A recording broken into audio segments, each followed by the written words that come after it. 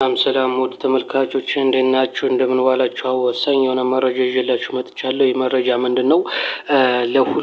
ለሁሉም ለሚመለከተው አካል እንዲደርስ ይህ መረጃ ወሳኝ ስለሆነ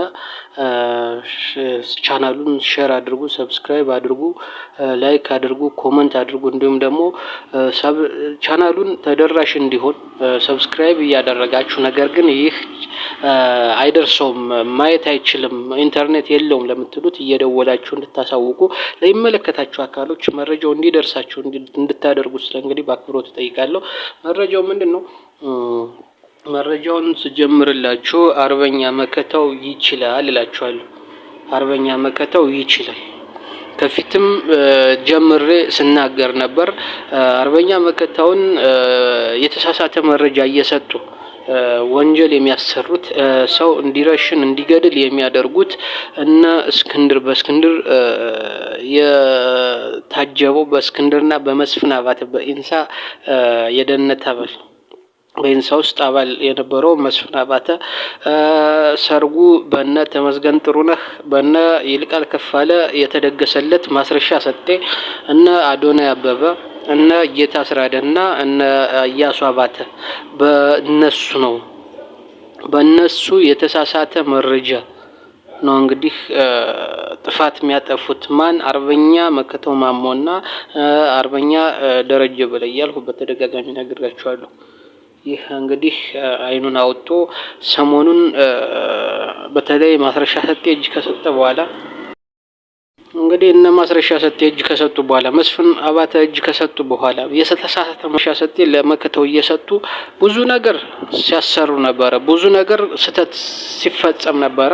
አሁን ግን እነዚህ ወደና ድርጅቶች እነዚህ ባንዶች እነ ማስረሻ ሰጤና መስፍን አባተ ወደ እናት ፓርቲያቸው ብልጽግና ከገቡ በኋላ አፋድ በተለይ መከታው በጣም ከፍተኛ የሆነ ድል እያስመዘገበ ይገኛል። ከነዚህም እንግዲህ በትላንትናው ዕለት በሸዋሮቢት አካባቢ አመራሮችን ዋና የሚሊሻ አመራሮችን የሰላምና ጸጥታ የደህንነት ሰዎችን የመከላከያ አመራሮችን እንግዲህ የደመሰሱበት ሁኔታ አለ። ይህ እንግዲህ የለም ነበር እንደዚህ አይነት በፊት የለም ነበር። አሁን ግን እነዚህ ሰርገው ገብተው ሲያስቸግሩ የነበሩት መከታው ከምሬ ጋር መከታው ከኢንጂነር ደሳሌ ጋር መከታው ከአርበኛ ዘመነ ጋር መከታው ከአርበኛ ሀብቴ ጋር እንዳይነጋገር ሲያደርጉት የነበሩ የተሳሳተ መረጃ እየሰጡ ሲለዩት የነበሩት እንግዲህ ወደ እናት ድርጅታቸው መመለሳቸውን ተከትሎ የመጣ ለውጥ ነው።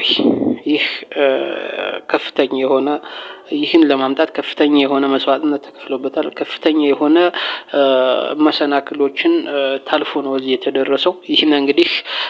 ይህንን እውቅና መስጠት አለበት። እንደ አማራ የአማራ ሕዝብ ከጎናቸው መሆን አለበት። የአማራ ሕዝብ ፋኖ በአንድ ተቋም እንዲኖረው እንግዲህ የአማራ ሕዝብ ከፍተኛውን ደረጃ በተለይ ሚዲያውና ዲያስፖራው